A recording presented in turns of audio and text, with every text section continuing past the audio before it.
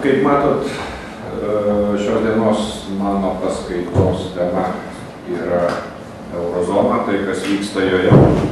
Mano paskaita pagrįsta dviem prielaidom. Tam, kad mes suprastume, kas vyksta šiuo metu Eurozonoje, reikia pirmiausia prisiminti, žinoti tai, dėl ko apskritai buvo sukurta Eurozona, kitaip sakant, ekonominė pinigų sąjunga, kaip jinai pilnai vadinasi. O tam, kad mes suprastume, kas yra ta ekonominė pinigų sąjunga, kaip jinai veikia, kuo pagrįsta, mums reikia prisiminti, kas yra Europos sąjunga.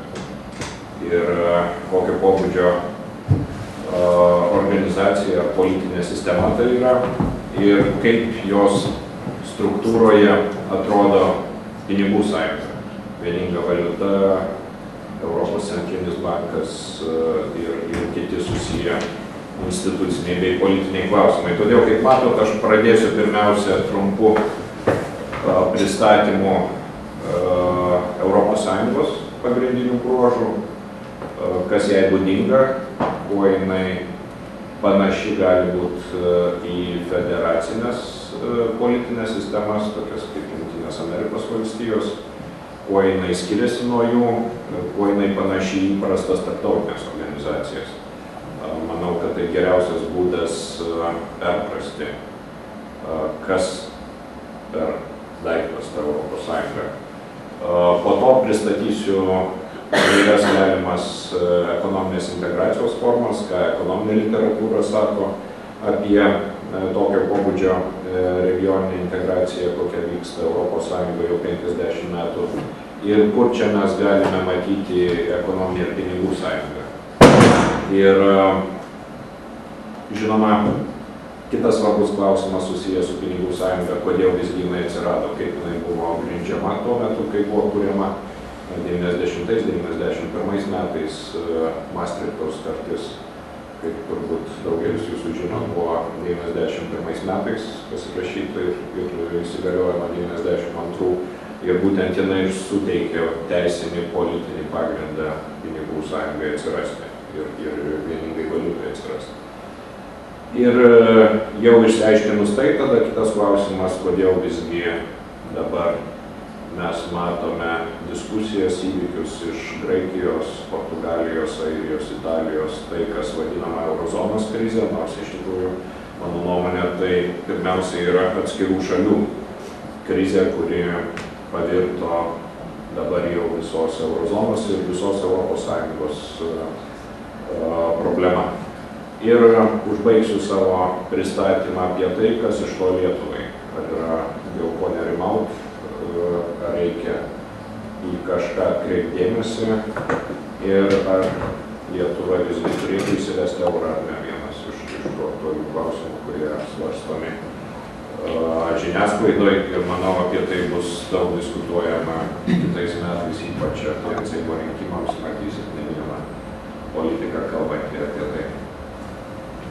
Taigi, pirmiausia, kas yra ta Europos Sąjunga ir kas yra su kompiuteriu.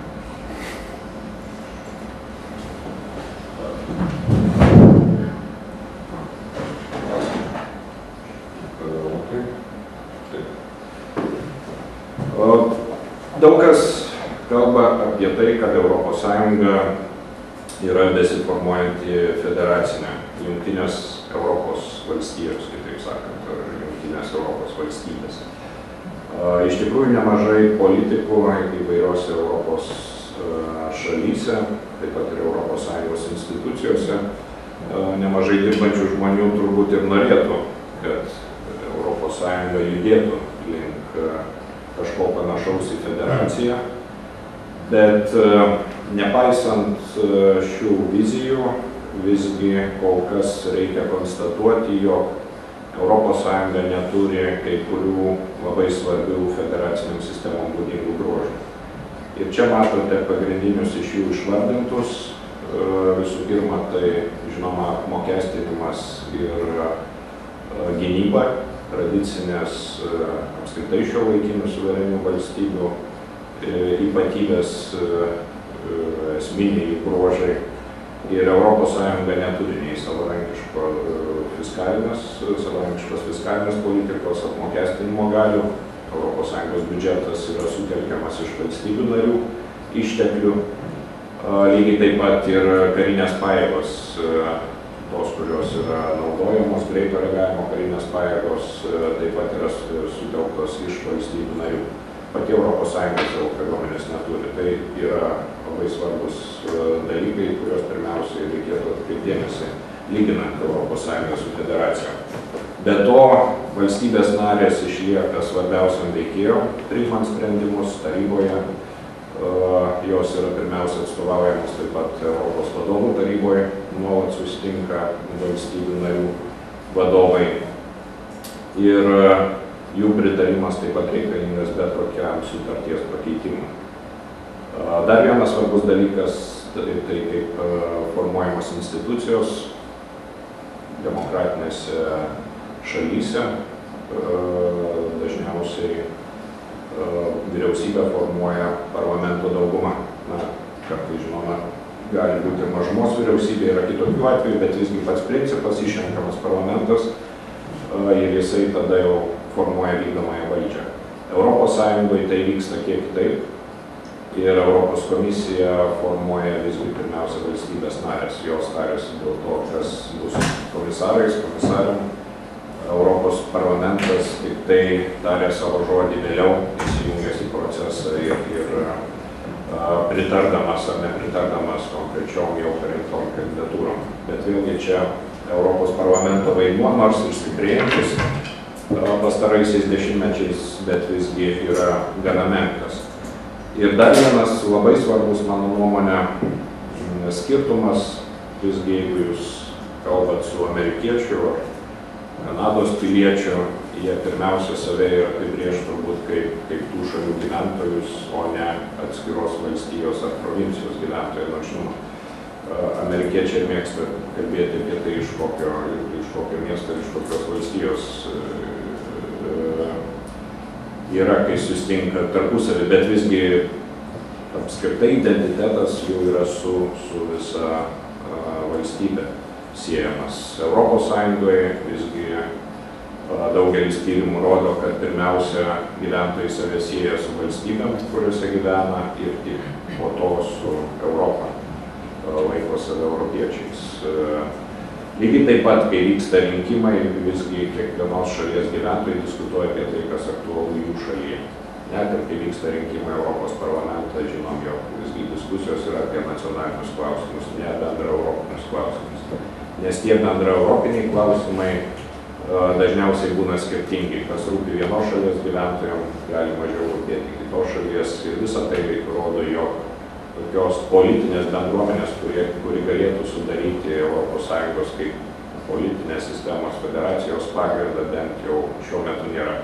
Kaip nebūtų paradoksalu, beje, eurokrizė tapo turbūt vienu iš labiausiai vienijančių europiečius klausimų, ta prasme, kad išaugo iš tikrųjų susidomėjimas tuo, kas vyksta Europoje.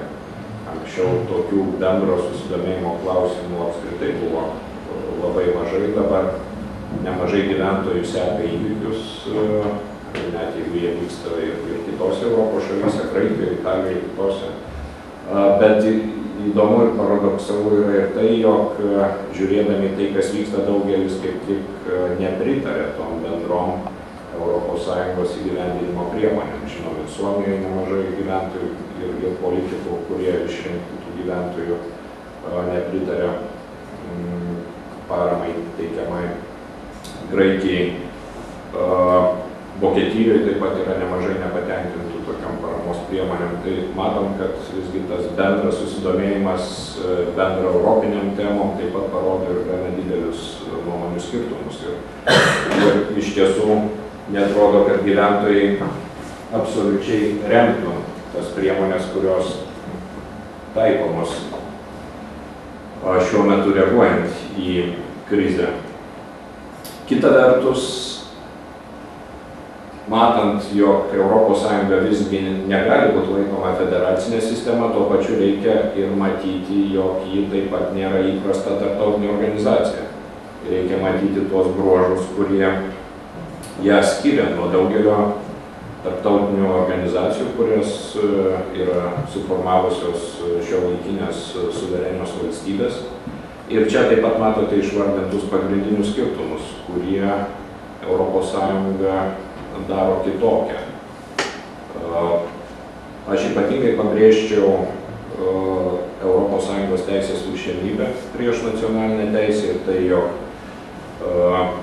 patys piliečiai gali paduoti teismą savo šalių vyriausybę, jeigu jinai nesilaiko ES sutartyje įtvirtintų principų, pavyzdžiui, laisvo prekių judėjimo ar laisvo kapitalo, laisvo žmonių judėjimo principų.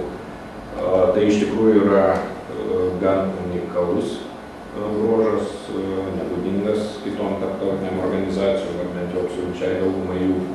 Ir galiausiai Europos teisingumo teismas ir sprendžia tokius ginčus, kai iki jo ateina bylos ir nekartą yra gana smarkiai pakoregavęs atskirų valstybių politiką savo sprendimais. Taip pat, žinoma, kitas svarbus bruožas yra tai, jog vis daugiau sprendimų priimama nesilaikant to tarptautinėse organizacijose paplitusio veto, kiekviena šalis turi veto teisę principo. Taryboje visgi nemažai sprendimų yra priimami balsų dauguma. Tai gali būti paprasta dauguma, tai gali būti kvalifikuota dauguma, kada reikia šiek tiek didesnės daugumos, bet visgi atskira valstybė nebeturi veto teisės. Jis gali nepritarti tam, kas yra svarstoma, kas yra siūloma Europos komisijos, bet jeigu jinai yra viena ar nesudaro tos vadinamos blokuojančios mažumos, tiesiog jos nuomonė gali būti ir ignoruojama. Praktikoje, žinoma, dažniausiai siekiama rasti konsensusą ir rasti sutarimą tarp visų 27 šalių, bet, žinoma, jeigu reikėtų, kai sprendžiami klausimai, kuriems jau nebetaikomas veto principas, tai gali ir dauguma nubalsuoti kitaip. Na ir dar vienas svarbus dalykas, žinoma, kad Europos parlamentas jau keletą dešimtmečių yra renkamas tiesiogiai rinkimuose, kuriuose ir mes ir kitų ES šalių piliečiai dalyvauja. Ir jeigu jūs išvykstate gyventi į kitą ES šalį, jūs galite tenai gyvendami balsuoti už toje šalyje, už kandidatą į Europos parlamentą, taip pat beje galite dalyvauti ir savivaldos rinkimuose kitose šalyse, jeigu ten gyvenate. Tai taip pat yra gana reikšmingi skirtumai nuo įprastų tarptautinių organizacijų, sakykime, jungtinių tautų organizacijos, kur asamblėjoje dalyvauja tiesiog deleguoti iš šalių atstovai, o ne renkami tiesiogiai kiekvienoj valstybei nariai piliečių tiesioginiuose rinkimuose. Na ir žinoma, dar keletas bruožų, kurie čia yra veikiau formalūs, sakykime, keletas valdymo lygių, sąjungos, valstybių narių, kai kuriuose šalyse regionų. Vokietija, pavyzdžiui, turi žemes, kaip žinote, ir jų galios taip pat yra gana svarbios, tai priklauso jau nuo kiekvienos valstybės konstitucinės santvarkos. Labai aiškiai apibrėžtos institucijų kompetencijos ES sutartyje ir beje kai kuriuose srityse tos kompetencijos yra gana plačios. Sakykime, išorės prekybos politika, konkurencijos politika, žemės ūkio politika. Tai yra tos sritis, kur didžioji dalis sprendimų priimama ES institucijose. Ir atskiros šalys čia turi jau labai nedaug galimybių vykdyti savarankišką politiką. Kai kuriuose srityse tai labai pastebima.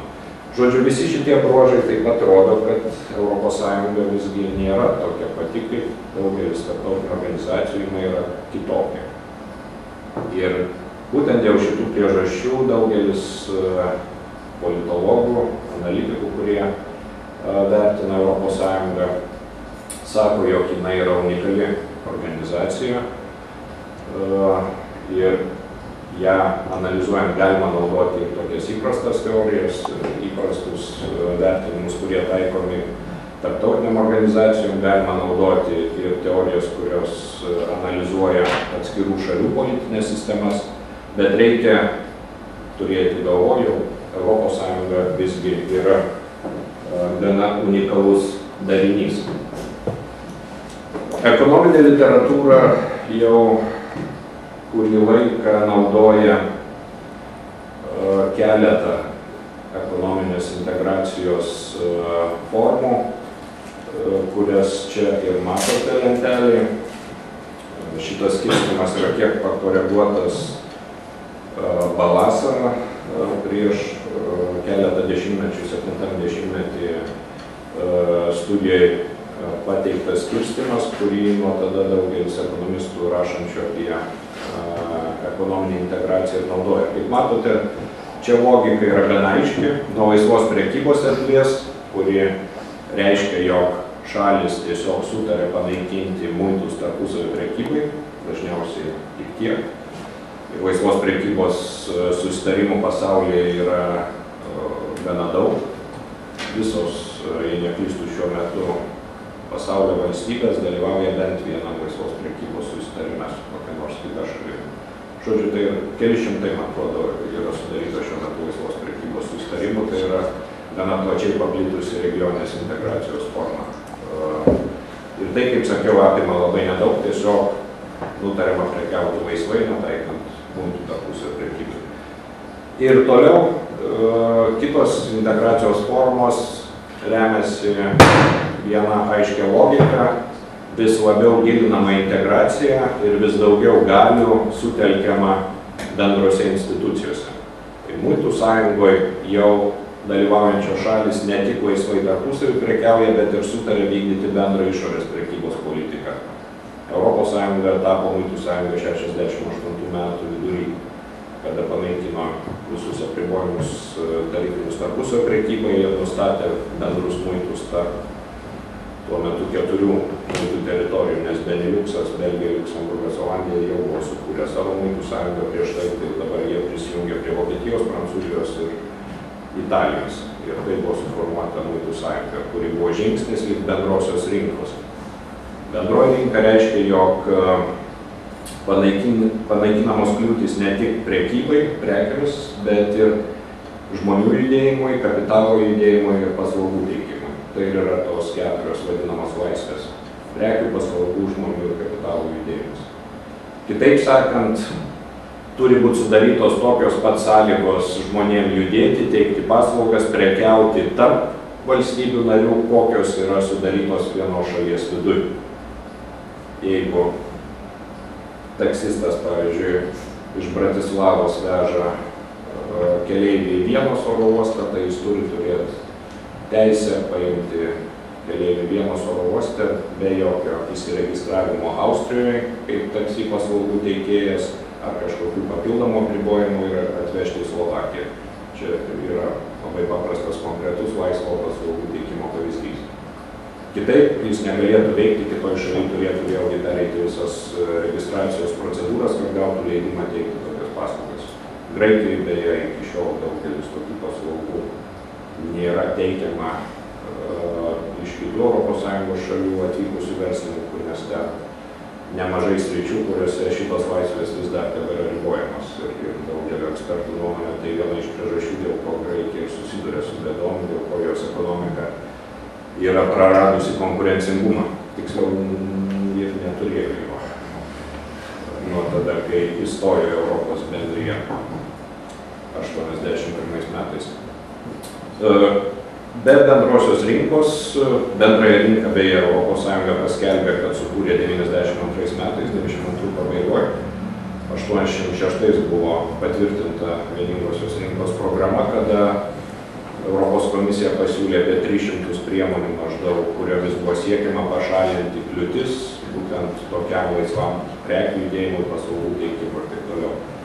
Bet, žinoma, nepaisant to, kad buvo paskelbta jau 92 metų pabaigoje bendra rinka sukurta, iki dabar, kaip sakiau, atskiros šalys tebetaiko apribojimus, kurie diskriminuoja kitų šalių verslininkus, įmonės ar vartotojus.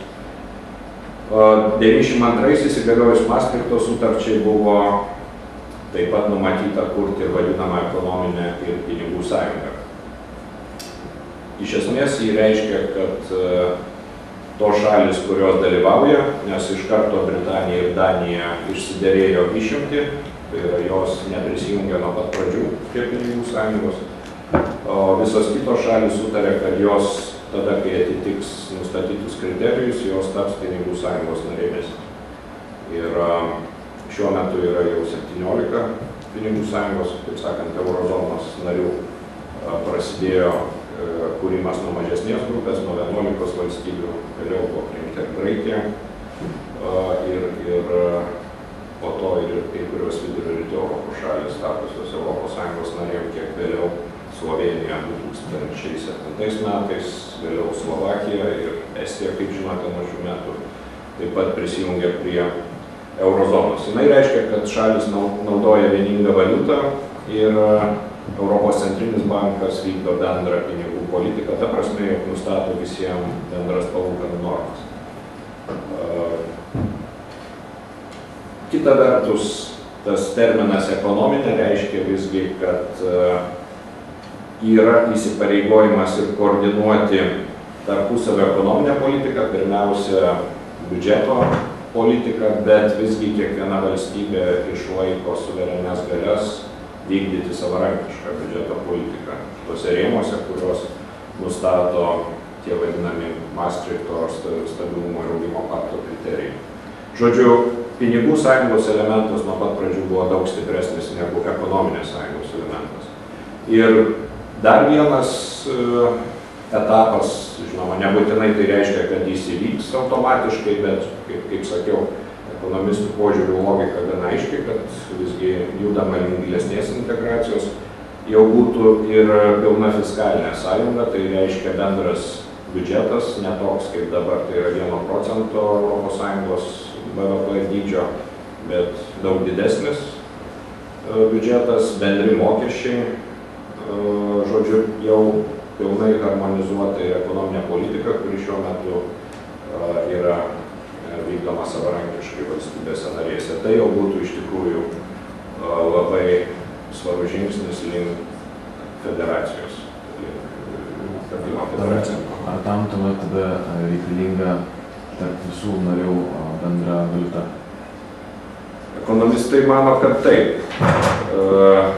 Jog bendros valiutos naudojimas, bent jau dalis analitikų seniai teigia, kad bendros valiutos naudojimas turėtų lemti ir bendrą biudžeto politiką ar fiskalinę sąjungą. Žinoma, teoriškai galima ir be vieningos valiutos turėti bendrą biudžetą, bendrus mokesčius, bet apie tokios analijos nelabai kas svarstė. Nes visgi bendra valiuta buvo siejama pirmiausia su bendros rinkos sukūrimu. Bendra ekonominė erdvė, kaip 90 metais, aš čia pateiksiu jums citatą iš Europos komisijos studijos, buvo teigiama, kad bendra rinka veiktų geriau, jei būtų ir bendra valiuta. Ir verslui būtų patogiau atsiskaityti, ir gyventojams patogiau keliauti. Netgi buvo paskaičiuota, kiek žmogus keliaujantis per visas Europos bendrijos valstybės praranda, jeigu kiekvieno iš jų vis keičia savo turimą pinigų kiekį to šalies valiutą. Ir tie praradimai iš valiutų keitimo kaštų sudarė beveik pusę tos sumos, kurią žmogus turėdavo. Sakykime, turi 100 markių, tai galiausiai pervažiavęs per visas tuo metu 12 Europos bendrijos valstybių turėtų tik tai 50 kažkelias markės. Buvo ir tokių studijų padaryti.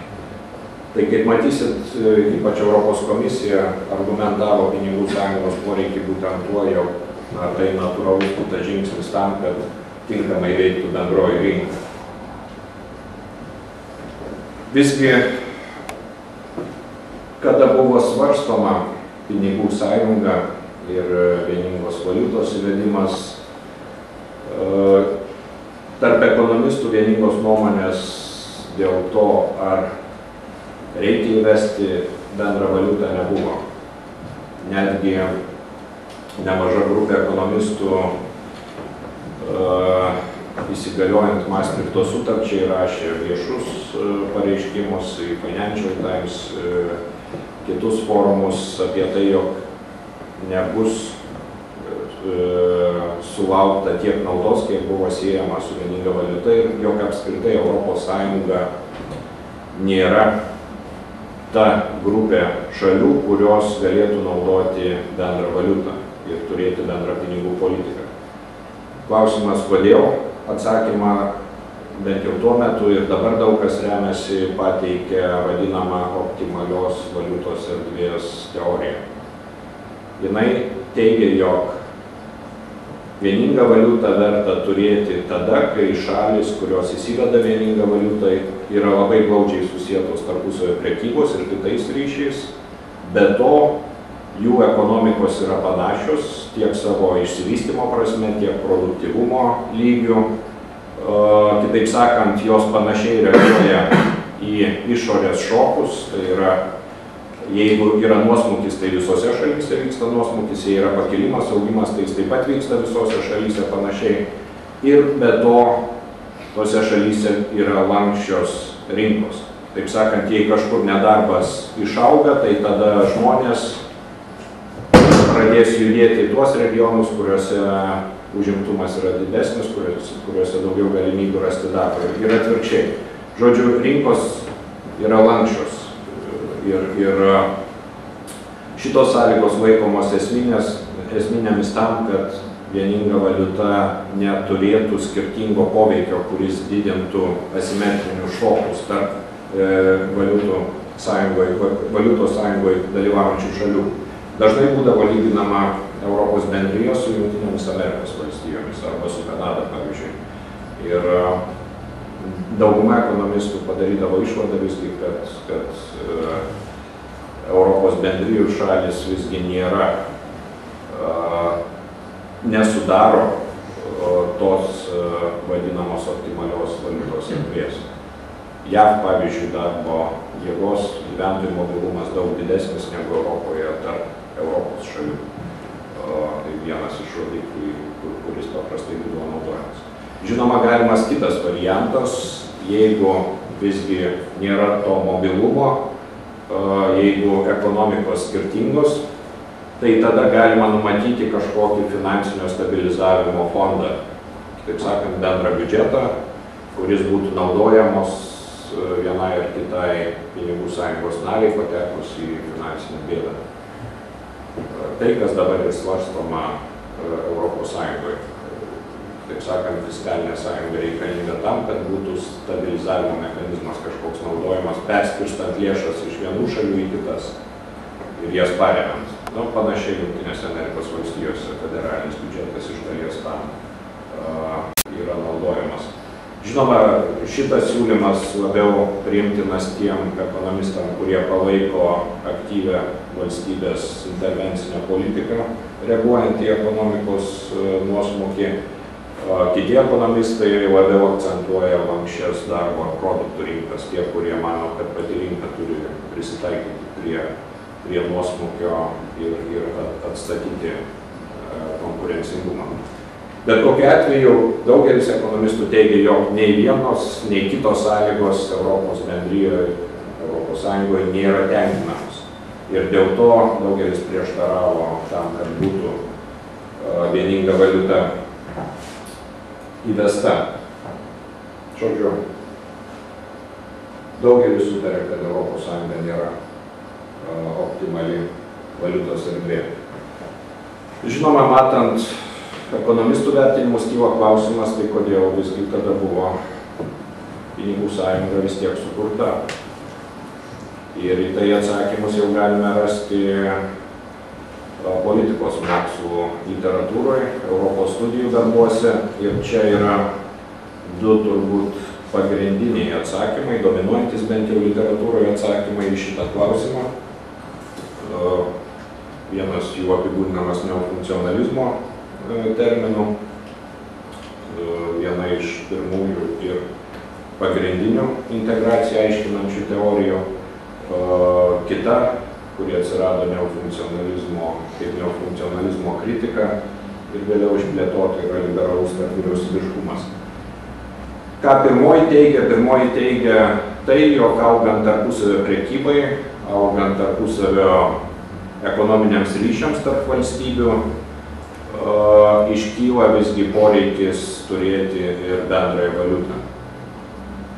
Ir jog tą poreikį gali smarkiai sustiprinti politinis palaikymas, pirmiausia, Europos komisijos aktyvumas ir pinigų sąjungos sukūrimas iš esmės siejamas su vieningos rinkos programos priėmimu.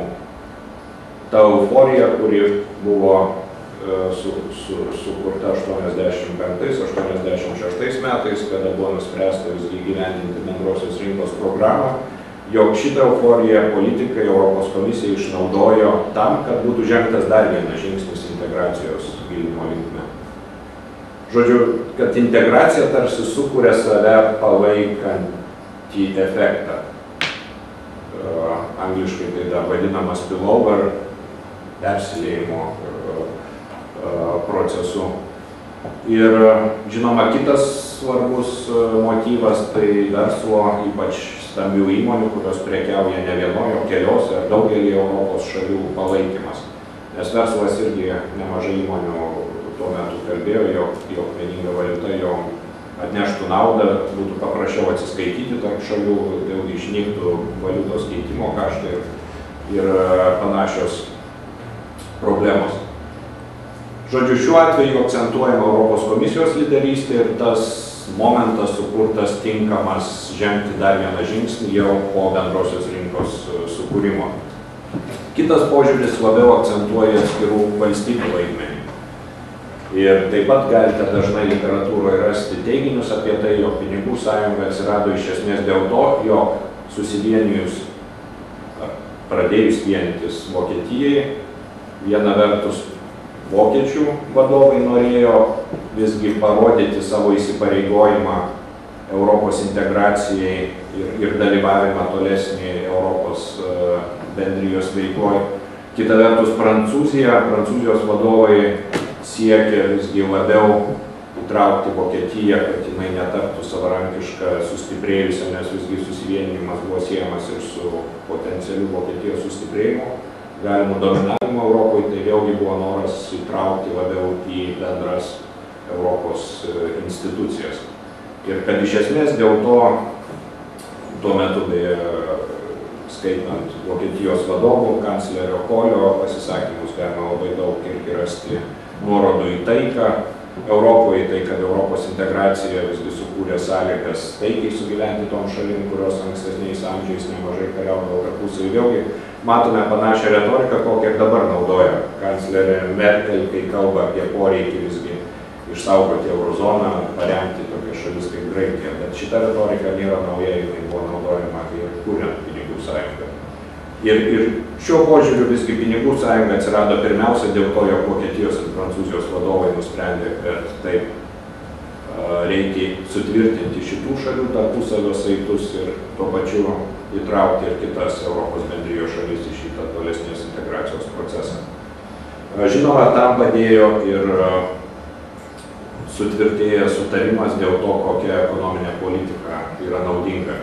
Ir daugelis analitikų taip pat atkreipia dėmesį į tuo metu paplitusį įsitikinimą, jog visgi svarbiausia ekonominiai politikoje orientuotis į mažą infliaciją. Kad Centrinio banko vaidmuo yra siekti infliacijos ribojimo, o pats Centrinis bankas turi būti nepriklausomas nuo politikų ir vadovauti savo sprendimuose būtent siekti turėti kuo mažesnį riboti infliaciją.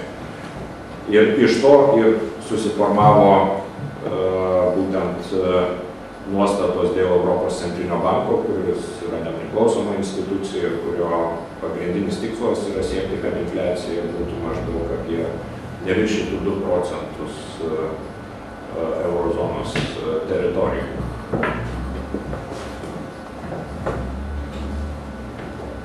Čia atrodo gana ilga ištrauka, bet iš tikrųjų tai iš didelės studijos labai nedidelė santrauka, kuri gana gerai parodo Europos komisijos argumentus, kurie buvo tuo metu naudoti, kai buvo svarstomas pinigų sąjungos klausimas. Ir Kaip matote, yra labai aiškus akcentas į ryšį tarp bendrosios ar vieningos rinkos ir pinigų sąjungos. Pinigų sąjunga ir bendra valiuta laikoma tuo elementų, kuris sustiprintų bendrosios rinkos naudą. Kaip matot, vienai rinkai reikia vieningos valiutos.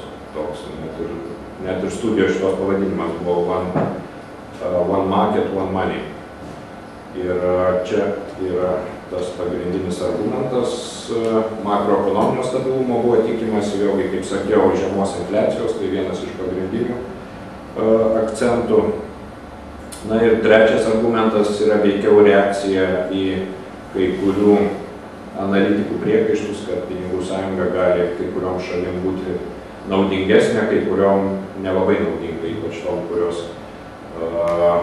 nekonkurencingos. Tai vėlgi komisijos teigimu jinai kaip tik turėjo paskatinti mažiau konkurencingų šalių augimą spartesnį ir tą vadinamą prisivijimo procesą, catching up. Prisivijimą, žodžiu, buvo tikimasi, kad Graikija po kiek laiko taps panašiai Vokietija pagal įvairius ekonominius rodiklius, kaip netrukus pamatysit, bent po dešimtmečio tai toli gražu neįvyko. Čia pagrindiniai pinigų sąjungos bruožai, kai kuriuos iš jų aš jau minėjau. Kaip matote, žinoma, vieninga pinigų politika ir bendra valiuta, bendras centrinis bankas, nustatantis palūkanų normą.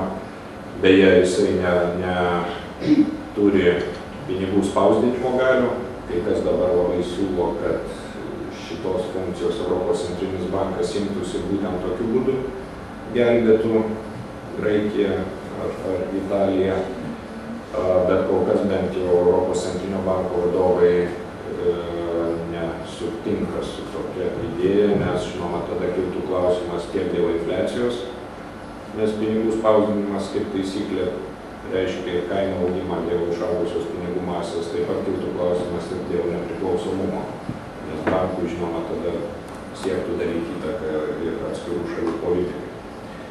Bet šalia bendros pinigų politikos, kaip matot, ekonominė politika lieka tik koordinuojama, nevieninga ir čia buvo tik nustatyti tie vadinami konvergencijos ar Maastrichto kriterijai, kad šalių biudžeto deficitas neturi viršyti 3%, skola neturi viršyti 60% šalies BVP ir dar keletas panašių kriterijų. Taip pat numatytos sankcijos už šitų taisyklių nesilaikymą.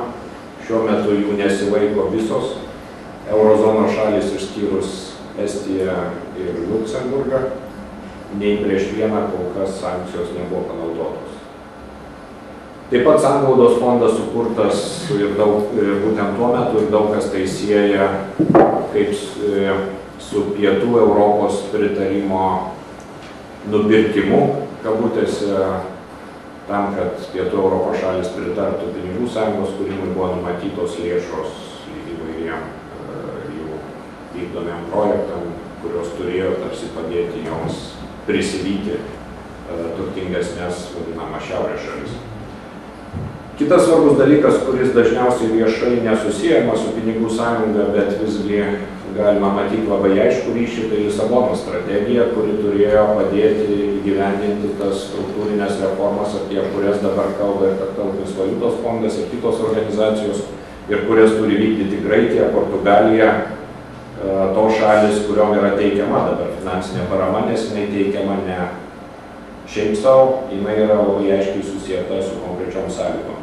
Tai yra darbos rinkos reformos, kitos reformos, kurios, kaip jau minėjau, turėtų padėti atsirasti lankstumui, tam, kad tų šalių rinka reaguotų į tokio pobūdžio ekonominės krizės lankščiai ir nepatirtų didelio nuosmukio. Bet vėlgi Lisabonos strategija dabar praėjus 10 metų vertinama kaip nesėkminga strategija ir pasižiūrėjus daugelį jos įvertinimo labai aiškiai dominuoja kritika, jog tie tikslai, kurie buvo kelti Lisabonos strategijoje, jie nebuvo pasiekti.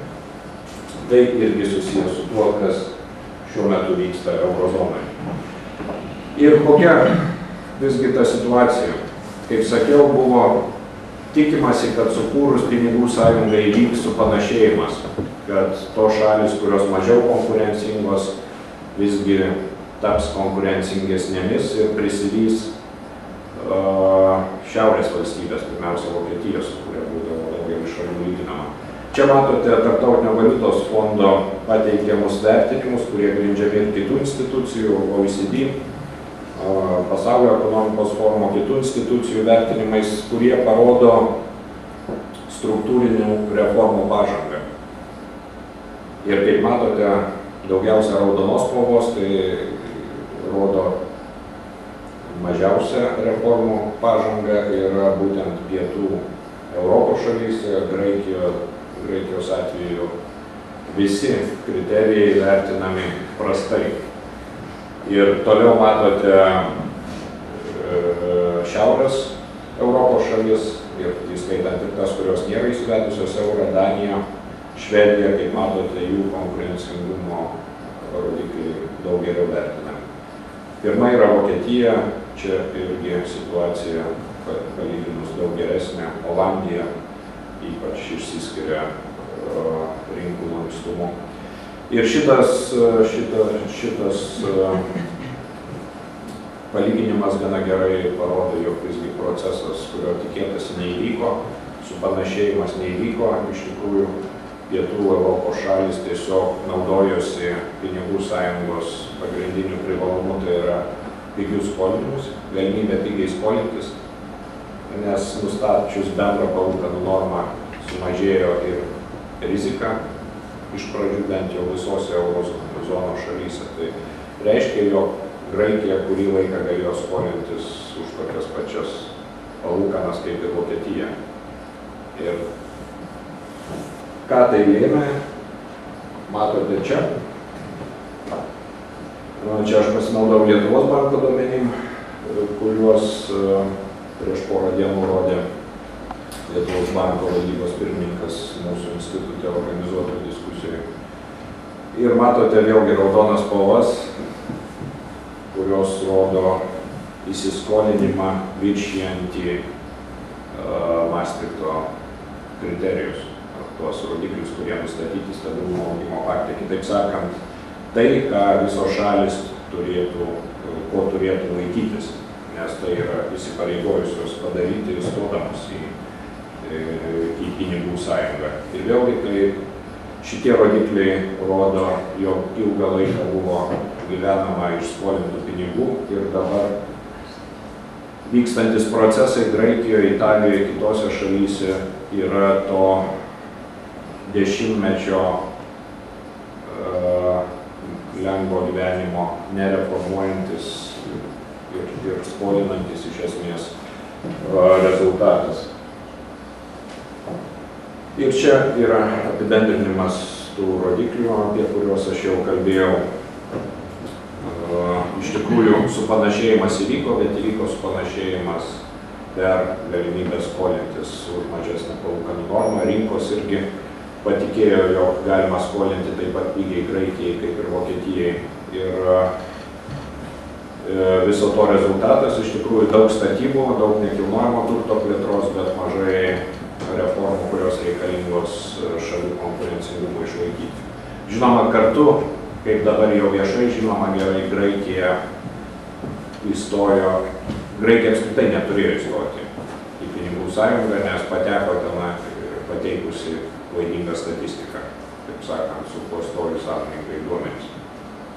Tiesą sakant, Graikija irgi gan sunkiai įstojo į Europos bendriją 81 metais, nes Europos komisija gan kritiškai vertino jos pasirengimą tapti Europos bendrijos nare, bet visgi nepaisant to, tuometinių valstybių narių vadovai nusprendė Graikiją priimti. Bet kaip matom, situacija atrodo labai smarkiai nuo tada nepasikeitė. Kas vyksta dabar? Galim jau įvertinti tai, ką maždaug porą metų mėgina padaryti ES ir Eurozonos šalių vadovai. Aš tas priemonės apibendrinčiau keliais punktais, kuriuos čia ir matote. Visgi labai daug sprendimų ir pastangų susiję su tuo, kad būtų laikomas jau seniai galiojančių taisyklių. ne kažkokie nauji dalykai, svarstomi ne nauji žingsniai link federacijos, link fiskalinės sąjungos, bet pirmiausia, labai daug galvojama apie tai, kaip visgi padaryti, kad valstybės narės laikytųsi tų taisyklių, dėl kurių sutarė. Pirmiausia, biudžeto deficito ribojimo, tai yra neišlaidavimo, skolos ribojimo, taip pat ir kai kurių kitų įtvirtintų bendrų taisyklių. Ir kaip netrukus matysit, visgi kas buvo nuspręsta, tai sustiprinti sankcijas už tokių taisyklių nesilaikymą. Žinoma, istorija, kurią galima apibūdinti kaip nebaudžiamumo, istorija nuteikia gana kritiškai ir šitų pastangų atžvilgiu. Visgi klausimas, kas bus ta pirma šalis, prieš kurią būtų pritaikytos finansinės sankcijos už sutartų taisyklių nesilaikymą, bet visgi siekis, politinė valia tas sankcijas stiprinti ir jas galų gale pritaikyti, bent retorikoje ir ant popieriaus gana aiškiai yra išreikšta šiuo metu. Klausimas visgi, kaip šitas mechanizmas veiks praktiškai, kaip jis bus įgyvendinamas. Kita vertus, tai, ką matom Graikijoje, Portugalijoje, Airijoje, tai yra siekis įtikinti tų šalių politikus ir gyventojus, kad reikia įgyvendinti reformas, reikia atverti daugiau erdvės konkurencijai, reikia didinti produktyvumą ir už tai, žinoma, siūloma mainais parama ar garantijomis ar kitokia forma. Žodžiu, reformos mainais už pinigus.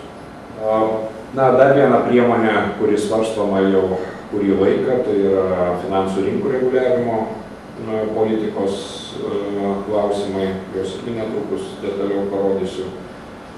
Ir žinoma, reikia matyti ir diskusijas dėl to, kas ypač pastarosiom dienom daug žiniasklaidos dėmesio sulaukia, tai eurozonos kaip atskiros šalių grupės statuso įtvirtinimo.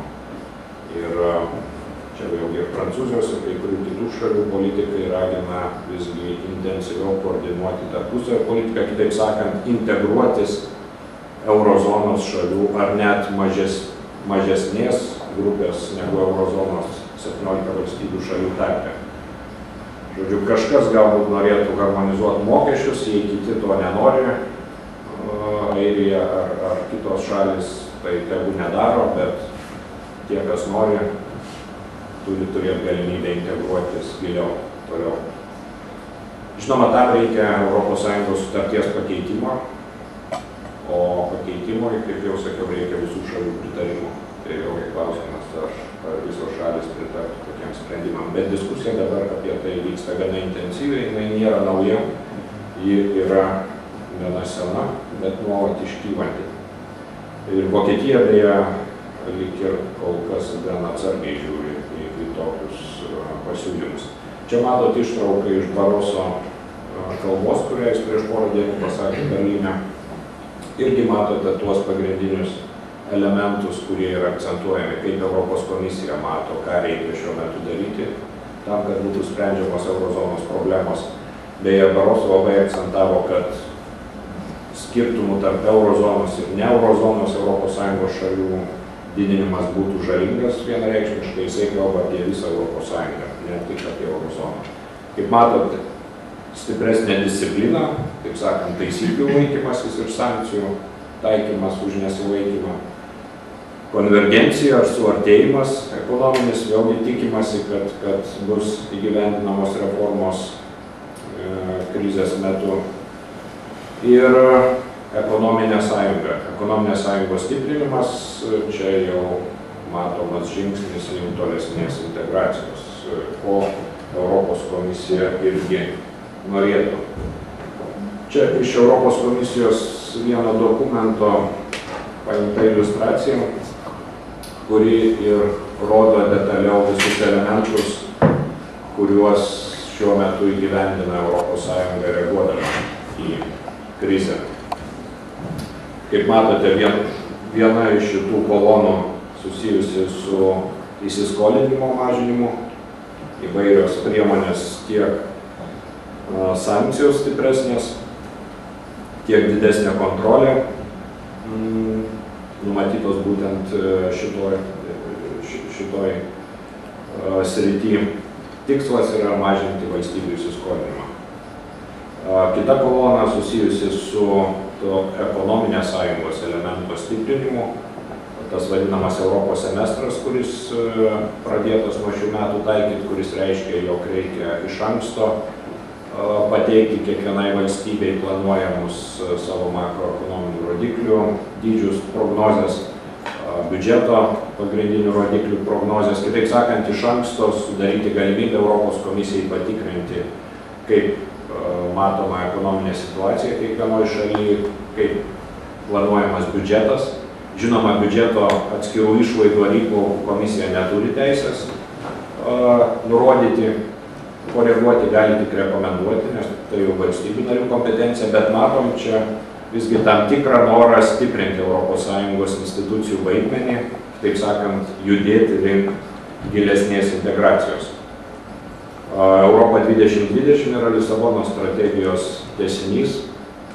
Vėlgi tikslas yra įgyvendinti struktūrinės reformas, tas priemonės, kurios reikalingos tam, kad tokių šalių kaip Graikija ekonomika taptų konkurencinga, kad augtų jos produktyvumas, inovatyvumo rodikliai ir panašus dalykai. Ir trečia kolona, kaip matote, susijusi su finansų rinkų reguliavimo klausimais.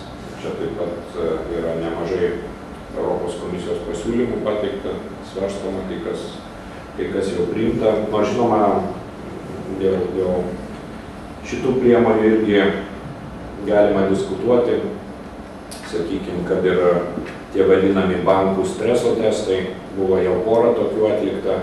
Beje, praėjusiais metais pirmasis, kai buvo padarytas, tai jo išvados buvo labai pozityvios. Iš esmės, keletas bankų gali turėti problemų. Dabar matome, kad visgi tie stres testo rezultatai visiškai nepasitvirtino. Ir paskutiniame Eurozonos vadovų susitikime buvo numatyta daugiau nei 100 milijardų tam, kad būtų sustiprinti bankai, rekapitalizacijos priemonės ir kitos priemonės tam, kad visgi bankai dėl Pietų Europoje vykstančių procesų nebankrutuotų ir tose, ir kitose šalyse. Kitaip sakant, galim džiaugtis tuo, kad Skandinavijos bankai mažai susiję su Pietų Europą.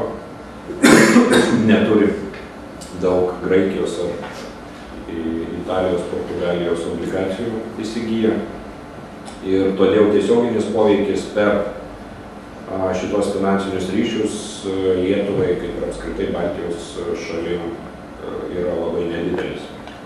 Prekybiniai mūsų ryšiai taip pat yra menki, kaip žinote, mūsų įmonės daugiausia prekiauja su kaimynėm šalim - Latvija, Vokietija, Lenkija, Rusija, Baltarusija.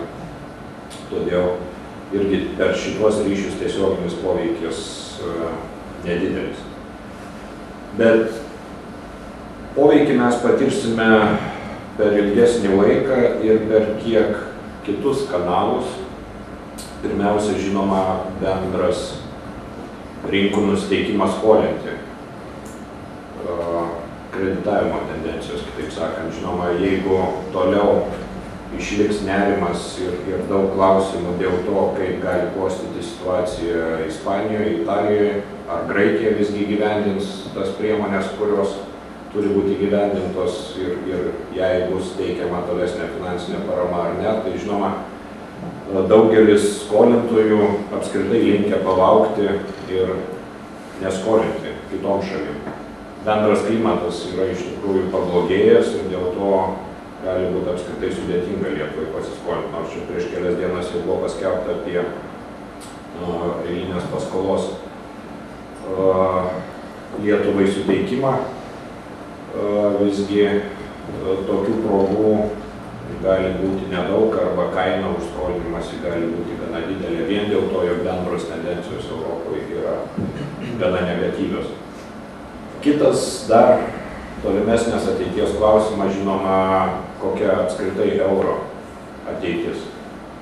Kiek euras bus vertas po visų šitų paramos priemonių ir Žinoma, ypač šitas klausimas aštriai iškiltų, jeigu Europos centrinis bankas iš tiesų taptų tuo paskutiniu gelbėtoju, kuriam būtų suteikta teisė imtis pinigų spausdinimo.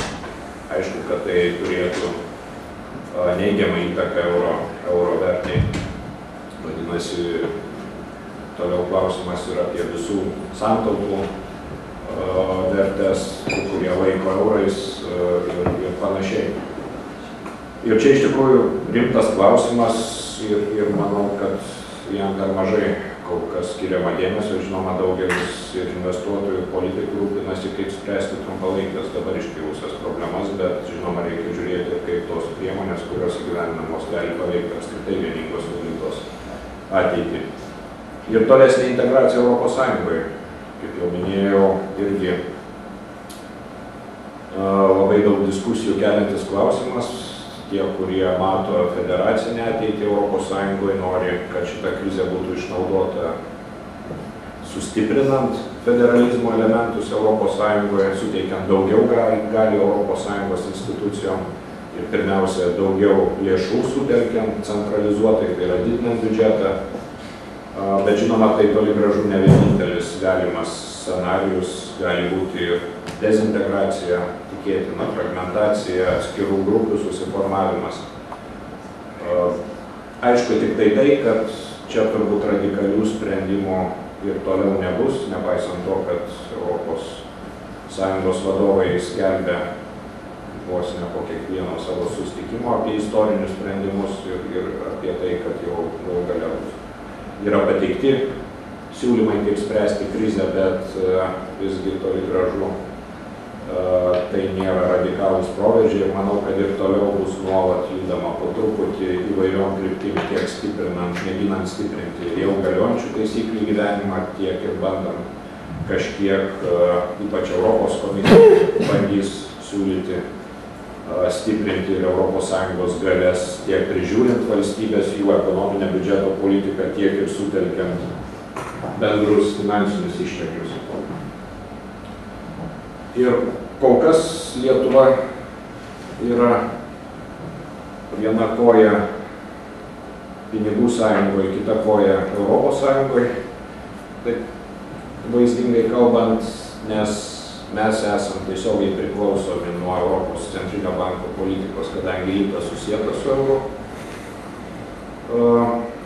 Bet euro nenaudojam, žodžiu, mokam už valiutos keitimą ir ypač nemažai kaip mokesčių mokėtojai skolinantis Lietuvai mokame už tai, kad investuotojai visgi įskaičiuoja ir galimą riziką, kas įvyktų, jeigu mūsų politikai taptų neprognozuojami, pavyzdžiui, ir devalvuotų litą ar kažkokie kitokie pokyčiai vyktų, kurie galėtų sukelti riziką finansinių įsipareigojimų vykdymui, kad Lietuva negrąžins skolų.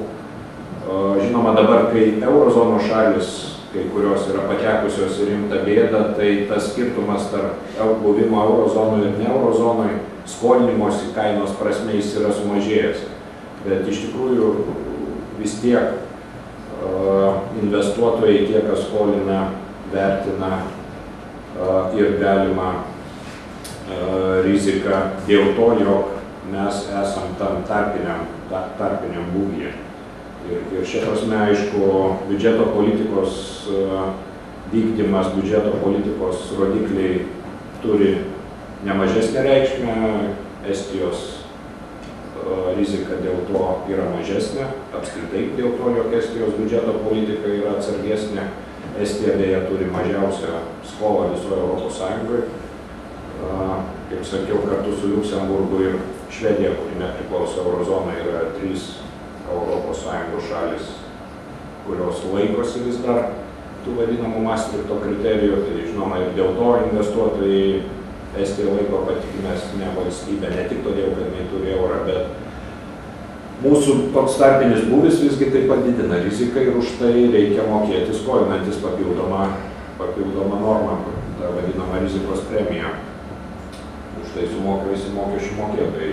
Kita vertus, žinoma, Lietuvai nereikia prisidėti prie tų paramos priemonių, kurios teikiamos Graikijai ar kitom šalim. Kaip žinote, Slovakijai šitas klausimas netgi sukėlė politinę krizę ir atsistatydino vyriausybė, nes koalicijos partneriai nesutiko su tuo, kad skurdesnė šalis remtų turtingesnę eurozono šalį ir tai nebuvo laikomas solidarių žestų.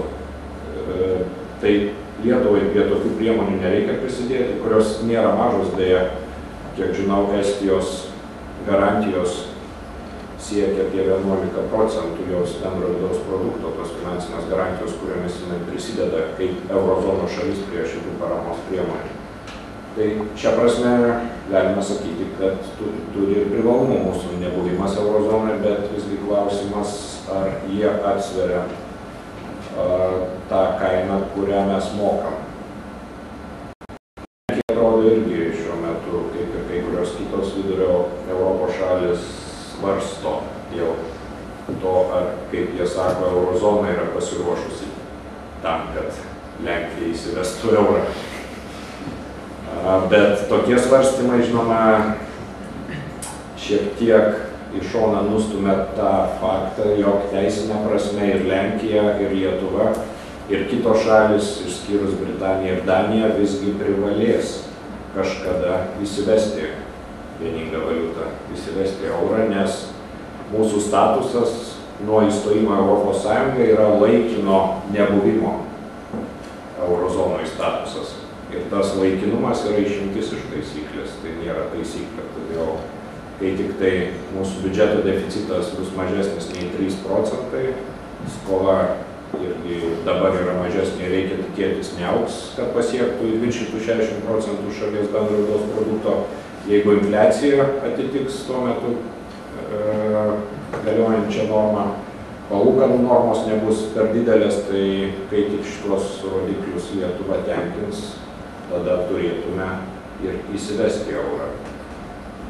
Bet, žinoma, daug kas priklausys nuo to, kaip kitais metais, žinoma, dar kitų metų biudžetas turi būti priimtas pirmiausia šiemet gruodį, o kaip po kitais metais įvyksiančių Seimo rinkimų nauja dauguma žiūrės į šitą klausimą ir į išlaidavimą, skolinimąsi. Aš manau, bus norinčių sakyti, kad pamirškim tą eurą, reikia žmonėm padėti, reikia paremti finansiškai skurdžius žmonės. Skamba visą tai gražiai, bet žinoma, visą tai gali reikšti, kad skolinkimės dar daugiau, didinkime išlaidas, tai, kad kiekvienas mokesčių mokėtojas turės anksčiau ir vėliau už tai sumokėti. Žinoma, patogiai yra nutylima, nes mokesčių mokėtojai yra didelė grupė, 3 milijonai. Ir man dar neteko matyti, kad mokesčių mokėtojai eitų į gatvę demonstruoti dėl augančios skolos ar augančio biudžeto deficito. Dažniausiai eina demonstruoti atskiros grupės, kurios labai aiškiai suvokia savo finansinius interesus. Kaip taisyklė, tai yra išmokų iš biudžeto, paramos iš biudžeto gavėjai, o ne tie, kurie kaip mokesčių mokėtojai moka į. Žodžiu, laikas įdomus.